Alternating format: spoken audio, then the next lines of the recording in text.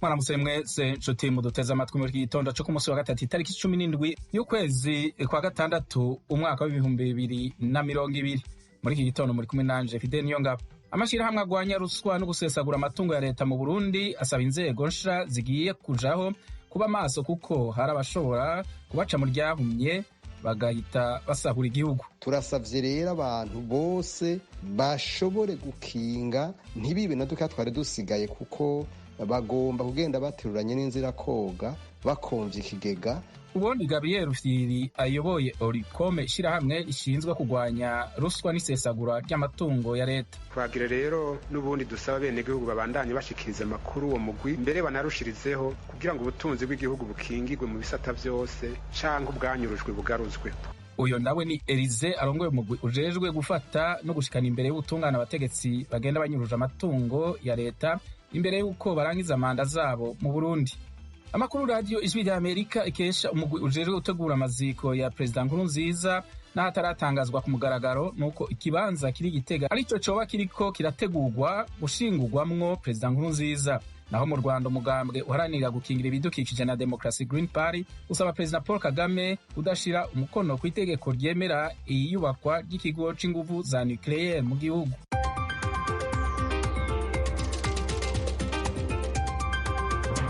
Imbere yuko dushika kuri izo nkuru reka tubanze dutega amatwi mugenzi wacu Aloysi Bigirimana dushikiriza amakuru yo hirya no hino dufitiye muri aka kanya. Aloysi, urakoze Fideli. Umushikirizamanza mukuru wa CPI avuga ko atakimutera ubwoba inyuma yaho perezida wa Amerika Donald Trump ategekeye ibihano kuri sentare ishaka gutohoza ku byaha byo mu ntambara byoba byarakozwe n'abasirikare ba Leta z'Ubumwe za Amerika muri Afghanistan. Fatou Bensouda yabwiye Ijwi rya Amerika ko atazodohoka kuco iyo sentare yiyemeje cyo gucira imanza abakoze ibyaha byo mu ntambara. Trump ku munsi wa kane yategetse ibihano by'ubutunzi no guhagarika ingendo muri Amerika ku bakozi ba CPI n'imiryango yabo. Umushikiranganji wa Amerika ajejwe ubutungane William Barr yatangaje ko ubushikiranganji arongoye bufise ivyemeza ko iyo sentare yaranzwe na ruswa. Umushikiranganji ajejwe imigenderanire n'amakungu wa Amerika Mike Pompeo nawe yashikirije ko Amerika itari muri iyo sentare, yongera aragabisha ibihugu vya Buraya bicuditse bihurikiye mu muryango wo kwivuna umwansi hamwe wa OTAN. Abagabisha ko nabo bashobora gukurikiranwa n'iyo sentare ku vyaha byo mu ntambara bakoze muri Afghanistan. Perezida wa Mali Ibrahim Boubacar Keita yashikirije kuri wa kabiri ko Soumaïla Cissé atavuga rumwe n'ubutegetsi yari yaranyurujwe mu kwezi kwa gatatu n'abantu bitwaje inkoho ari muzima. Perezida yashikirije ko leta ifise ivyemeza ko Cissé akiriho inyuma y'amezi anyurujwe. Yemeza kandi ko azi abamutwaye kandi ko vuba azoboneka. Cissé arongoye umugambwe Union pour la République et la Démocratie yigeze kuba kandi n'umushikiranganji w'ikigega ca leta kandi yaraharaniye ikibanza c'umukuru w'igihugu mu matora. Abajejwe umutekano bamye bavuga ko bakeka ko yanyurujwe n'intagondwa z'abayisilamu zishimikiye ku muhari wa Al-Qaeda.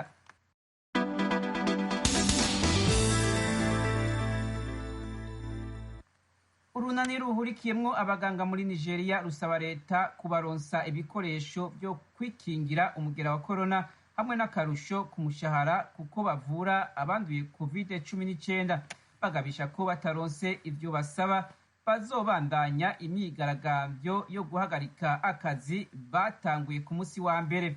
Dr Aliyu Somboka arongoye urwo runani amenyesha ko abaforoma bakurikirana abarwayi ba corona nabo bazohagarika gukora mu gihe leta itoshitsa ivyo basaba mu ndwi zibiri.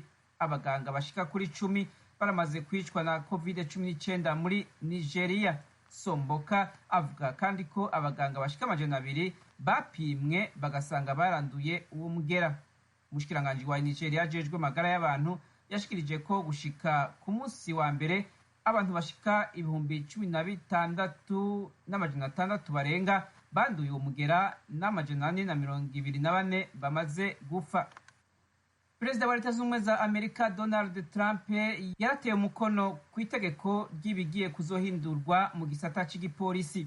ni mu gihe igihugu kikiri mu myiyerekano yiyamiriza ubwicanyi n'ivangura rishingiye ku rukoba bikorwa n'igipolisi ku birabure. Trump yashikirije ko aya mategeko azotuma igipolisi mu gihugu cyose gikorana ubuhinga bwo ku rugero rwo hejuru mu gukorera abanyagihugu. Avuga ko abapolisi bazokwigishwa ubuhinga bwo kudakoresha ingufu zirenze mu guhangana n'inkozi z'ibibi. Muri iryo tegeko Trump ntaco yavuze ku macakubiri ashingiye ku rukoba aranga abapolisi bamwe bamwe, kimwe mu byo abari mu myiyerekano mu gihugu basaba ko cohinduka. Umukuru w'inama nshingamateka ya Amerika Nancy Pelosi yashikirije ko iri tegeko rya perezida ata nguvu rigira kandi riterekana iryohindurwa ku butungane bworohereza bamwe n'ubwicanyi bukorwa n'igipolisi birabure.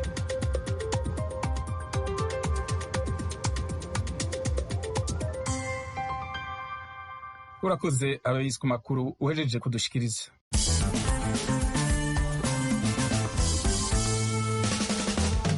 Amakuru yo mu karere k'ibiyaga binini tuyahere mu Burundi, aho amakuru radiyo Ijwi rya Amerika ikesha umugwi ujejwe gutegura amaziko ya Perezida Nkurunziza n'ahataratangazwa ku mugaragaro ari uko ikibanza kiri Gitega coba arico kiriko gitegurwa gushingurwamwo Perezida Nkurunziza. Ni inkuru y'Ijwi rya Amerika ryifashishije abakunzi bayo, musomerwa na mugenzi wacu Desire Hatungimana ari mu Rwanda. Ico kibanza kiri muri quartier ya Musinzira kwibarabara bita rya Muyinga, ahari hategura icibutso c'umugwanyi yaguye ku rugamba. Mu gatondo ko ku munsi wa kabiri, inyubakwa ziri muri ico kibanza zareko zirabomogwa, abandi bahinga mu vy'ubwubatsi bapima neza ico kibanza. Ivyo bikorwa vyari bihagarariwe na Jean Bosco Ntuzwenimana, umushikiranganje ajejwe inyubako n'ibikorwa vya leta. Amasoko y'Ijwi rya Amerika yasiguye ko hagaragaye kandi Zefire Maniratunga, ujejwe gutunganya ingendo no kwakira abashitsi b'umukuru w'igihugu Petero Nkurunziza, ari nawe arongoye umugwi ujejwe gutegura ishingurwa ryiwe. Abakozi bakuru b'iperereza ry'u Burundi, ibihanganye mu gipolisi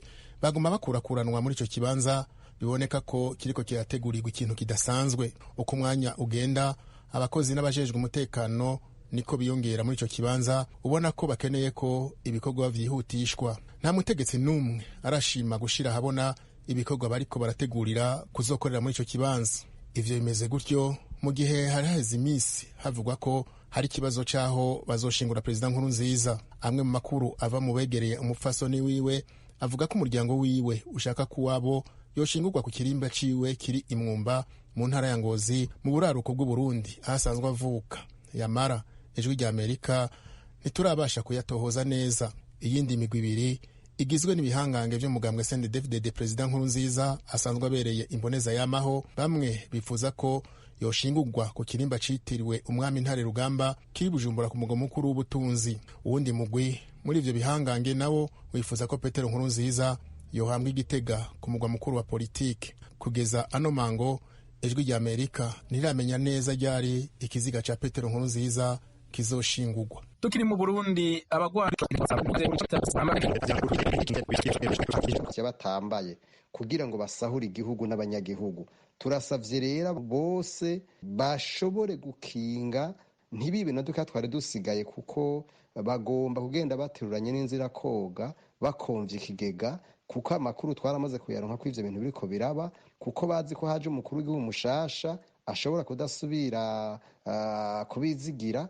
Turasavye rero amategeko akurikizwe, hubahirizwe igihugu n'abanyagihugu, bareke gusongera isibe, kuko igihugu cacu kigeze aho umwasi ashaka mu bijanye n'ubutunzi kubera ubukene buturembeje. Iryo shirahamwe rihamagarira umukuru w'igihugu mushasha Evariste Ndayishimiye agiye kurahira ko yofata ibintu mu minwe kugira ngo abategetsi bazorangiza amabanga yabo bagende berekanye ubutunzi bafise nk'uko bitegekanijwe mu ibwirizwa shingiro. Mu 1995 y'ibwirizwa shingiro rishasha ivuga yuko abasuku bacu bategerezwa kwerekana iyo bakuye ubutunzi binjiye mu mabanga yabo. Aho rero ni guhera kuri musitanteri kuduga ku muntu wese yashizweho n'itegeko ry'umukuru w'igihugu. Hanyuma kandi n'abantu bazoza gutwara kutubera abasuku ejo bumve yuko bafise iryo tegeko ryo kwerekana ubutunzi bwabo baronse batarinjira mu mabanga, nubwo baronse bayavuyemwo. Hanyuma abatavyerekanye bahanwe, bigira ko akamaro ni uko ubutunzi bwari kuja mu minwe y'akagwi k'abantu bakeyi buca busaranganywa hagati y'abarundi bose ico twita mu gifaransa redistribution des ressources. Ku bwa Oricome abogenda banyuruje amatungo ya leta boba basongereye isibe kuko ubutunzi bw'igihugu busanzwe bwarasubiye inyuma cane. Mu mpera z'umwaka uheze harashizweho umugwi ujeje gufata no gushengeza abategetsi bagenda banyonoye amatungo ya leta imbere yuko barangiza amabanga yabo. Imbere yuko amatora aheruka aba, uwo mugwi warashize habona icegeranyo i Bujumbura uvuga ko mu mezi 3 aheze umaze kwakira amadosiye arenga 70 y'abategetsi bagirizwa ko bagerageje gusiga banyuruje amatungo y'igihugu. Elize Ndaye asanzwe atwara sentare igwanya ibiturire ku Cour des comptes niwe atwara uwo mugwi. Abatari bake baramaze gutanga amakuru y'abanyuruza canke ibihagira ubutunzi bw'igihugu bishimikije amabanga ico gihugu nyene cabashinze. Aha akaba ari mu bisata bikurikira: inyuruzwa canke ikoreshwa nabi ry'amafaranga ya leta, amadosiye 18 aramaze gushikira umugwi. Inyuruzwa ry'imiduga ya leta, amadosiye 4. Inyuruzwa canke ikoreshwa nabi ry'amafaranga y'amakoperative sangwe, amadosiye 10. Igurishwa ry'ibitara vya leta, amadosiye 18 yarashikiriye umugwi. Igurishwa canke itangwa rinyuranye n'amategeko y'amatongo ya leta, amadosiye 16.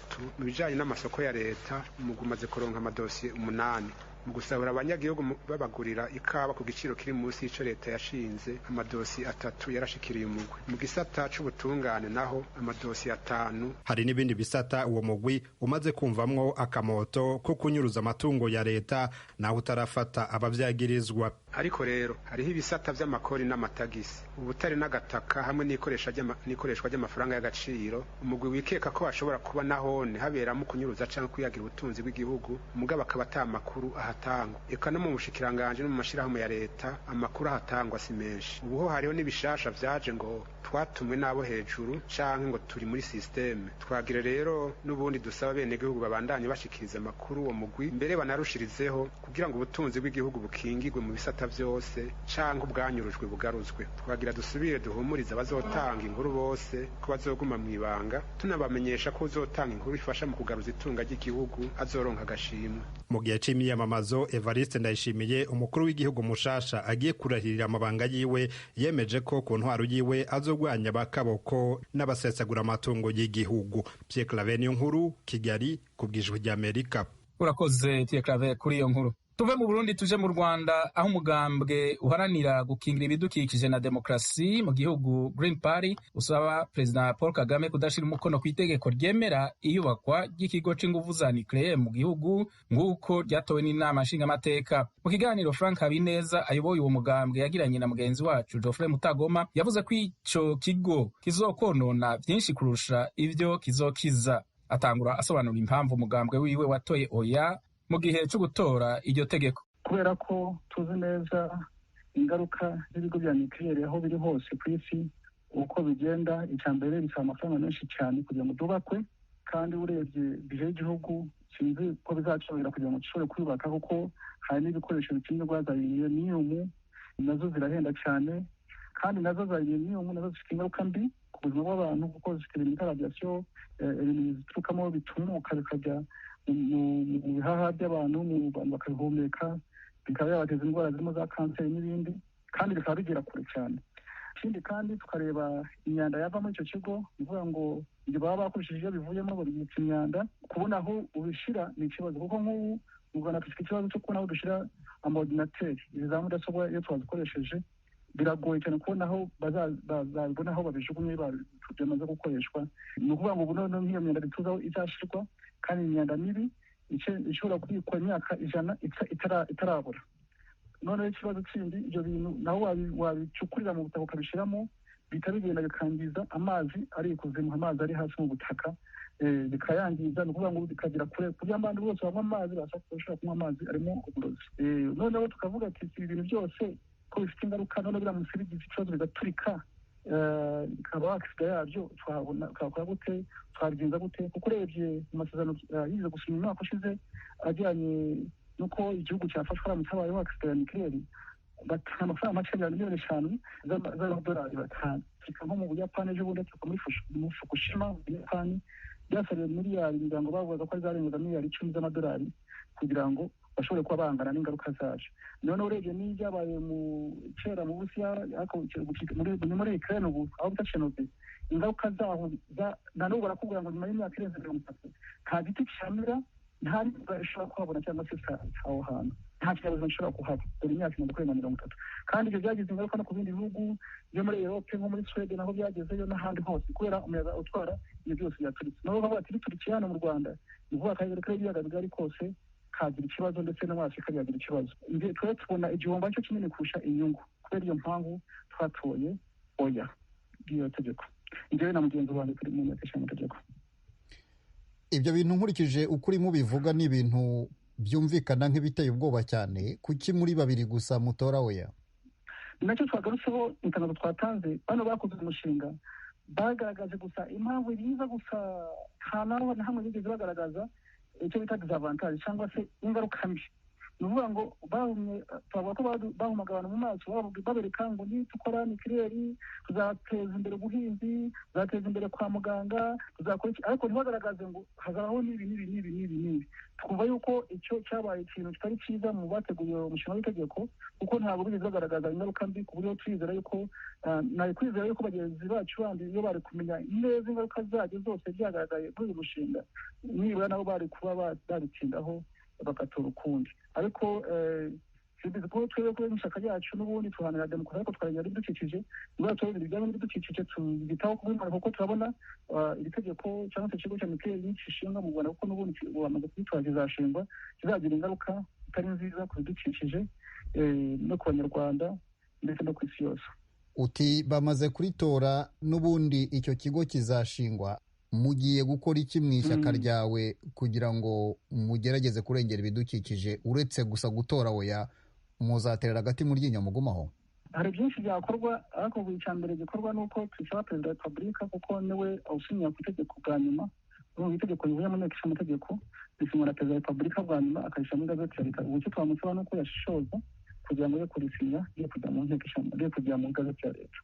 Ubundi tuzabamenyesha igihe cyose kigeze.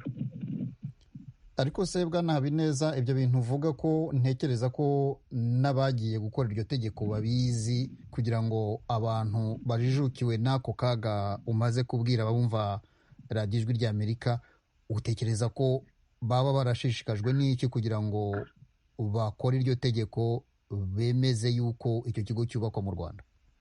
Urumva twebwe ni nabyo twasobanuye rero, turabona ati ibyo gukora uruganda gutangira icyo kigo cya mikeli mu Rwanda ni ukwizirikaho igisasu, kandi twazirikaho igisasu cya mikeli, ni igisasu cya mikeli. Ni ukuvuga ngo ugite kutuzirikanye cyangwa kutuzirikana n'abantu bose. Bo bakavuga ngo bizafasha mu kuvura kanseri, ngo abantu bageza mu Buhinde kwivuza kanseri, tuzajya tubavura ari benshi hano mu Rwanda. Bakavuga ngo n'ubundi ibyuma byose bituma imodoka duca hose birimo nikiriyeri, ngo ubu tuzajya dukora ubushakashatsi, tuzajya dukora iki, tuzajya tubyikorera ibintu byinshi cyane, ngo bizateza imbere ubuhinzi ku buryo urumva bafite inyungu zabo bavuze ziri aho, ariko twebwe turabona izo nyungu ntawe zihuriye n'igihumbi. Turabona inyungu ari nkeya kurusha igihumbi, turabona igihumbi ari cyo kinini cyane kurusha inyungu zavamo. Yari mugenzi wacu Geoffrey Mutagoma yavugana na Frank Habineza ayoboye umugambwe Green Party. Radio Ijwi ry'Amerika i Washington DC, n'umwanya w'ikiganiro Amerikana kivuga ku byaranze Amerika muri kahise no mu bihe tugezemwo, mwateguriwe kandi mushikirizwa na Thomas Kamirindi.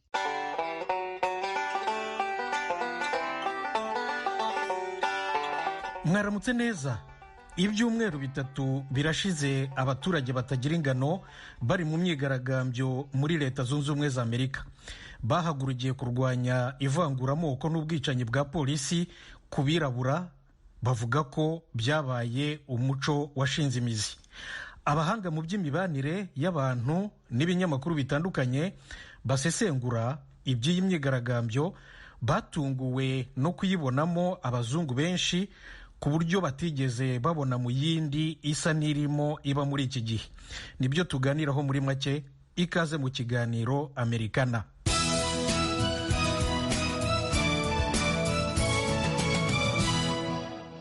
Iyi myigaragambyo yatangiye nyuma y'urupfu rw'umwirabura George Floyd wazize umupolisi w'umuzungu ku itariki ya 25 y'ukwa gatanu 2020 mu mujyi wa Minneapolis muri leta ya Minnesota mu burengerazuba bwo hagati bwa Leta Zunze Ubumwe za Amerika.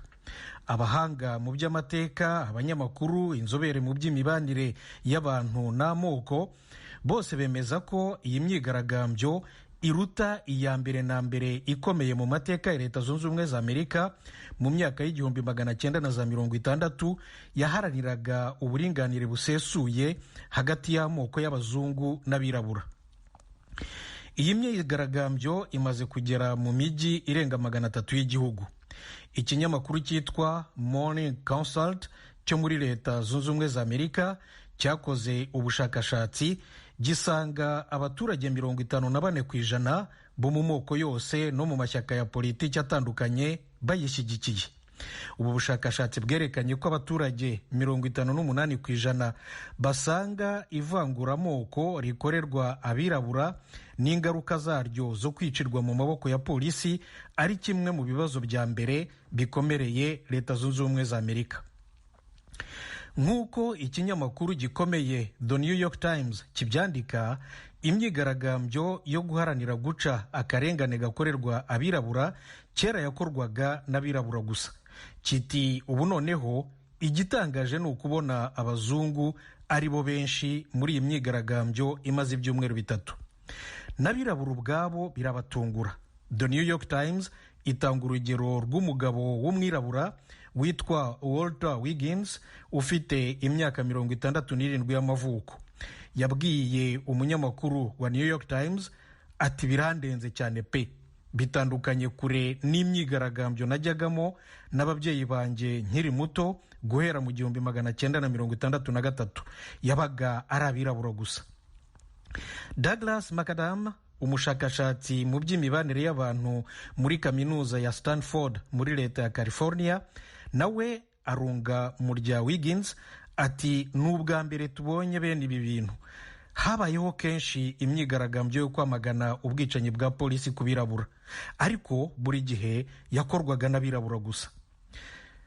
Ikinyamakuru The Columbus Dispatch kirandika ko mu 2014 nyuma y'urupfu rw'inzirakarengane Michael Brown, umusore w'umwirabura w'imyaka 18 warashwe n'umupolisi w'umuzungu mu mujyi wa Ferguson muri Leta ya Missouri mu burengerazuba bwo hagati mu gihugu, abantu nka 200 hafi ya bose babirabura bakoze imyigaragambyo mu mujyi wa Columbus, umurwa mukuru wa Leta ya Ohio mu majyaruguru y'uburasirazuba bw'igihugu.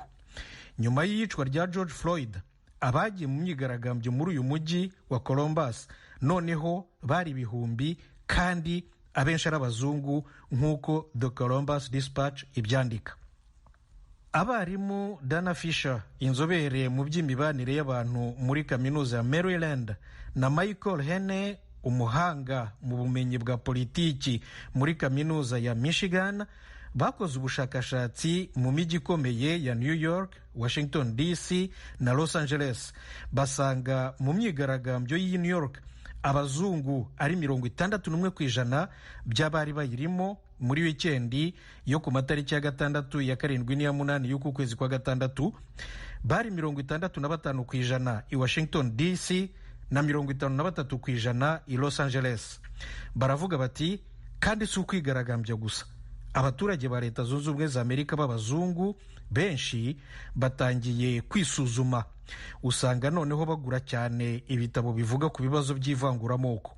Ibi bibazo banabiganiraho kandi cyane n'abirabura kurusha mu myaka yashize, nabo ubwabo hagati yabo mu miryango yabo. Umushakashatsi Andrew Engelhardt wo muri kaminuza Brown yo muri Leta ya Rhode Island yemeza ko muri iyi myaka 10 ishize abazungu batangiye guhindura imyumvire.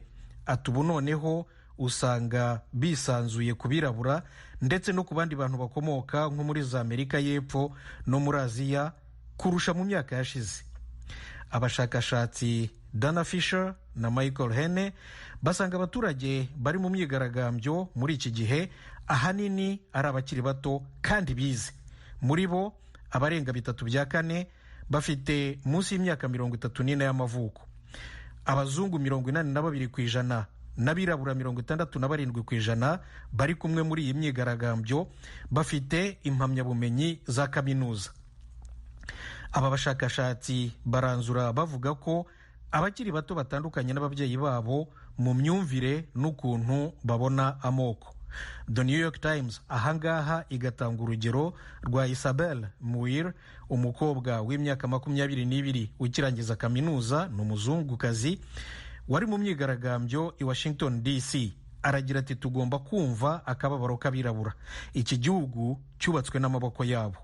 Umwirabura Reverend Jesse Jackson, umwe mu baharaniye uburinganire bw'amoko bakomeye bakoranye hafi cyane na Martin Luther King, yabwiye ikinyamakuru USA Today ati iki ni ikimenyetso ko noneho abazungu nabo batangiye kubona koko ko ivanguramoko ari nk'indwara y'ubuheri bamwe bita shishikara.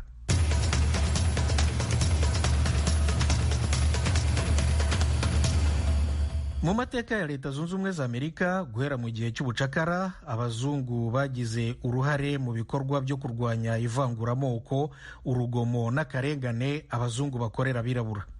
Ariko abashakashatsi bamwe na bamwe basanga bidahindura koko umuryango ny'Amerika. N'ubu nyuma y'imyigaragambyo bemeza ko impinduka nyazo atari iza none mu myumvire y'ibibazo by'amoko, akarengane no kuvangura kwigiza y'abirabura. Hakim Jefferson ni mwarimu mu bumenyi bwa politiki muri kaminuza ya Stanford iri rero muri leta ya California. Aragira ati aba bazungu bose tubona muri iyi myigaragambyo barataha bagasubira iwabo mu miryango yabo, mu mashuri meza, bari kumwe n'abirabura mu yego mu myigaragambyo ubu turi kubona, ariko ntibabana nabo mu buzima busanzwe bwabo bwa buri munsi. Kuri jye nta mpinduka mbona hafi aha. Dr. Jennifer Chudi, umuhanga mu bumenyi bwa politiki muri kaminuza Wellesley College muri leta ya Massachusetts, ati abazungu bakunze kugira impuhwe iyo babonye ishyano nka ririya ry'iriya video y'iyicwa rya George Floyd, ariko mu buzima bwabo bwa buri munsi wari wabona bitaye ku bukene bunuma mu bice abirabura batuyemo? Nibi uzasanga ntacyo bihinduye, ubuzima buzikomereza uko bisanzwe. Nshuti zacu, ikiganiro Amerikana cy'uyu munsi nahagihumurije. Mbashimiye cyane rwose ko mwagiteze amatwi. Uwagira ikibazo cyangwa igitekerezo yadusangiza akagisangiza n'abandi bose b'inshuti za Amerika yakitugezaho. Adrese ni radioyacu@gmail.com. Maze rero mugire umunsi mwiza. Mwari kumwe na Thomas Kamirindi, murakarama.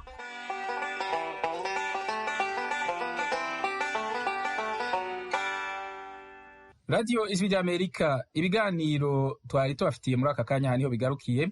Kuri mikro mwari kumwe na Fidel Niyongabo. Mugire ibihe byiza mubandanya kumviriza Radio Ijwi ry'Amerika.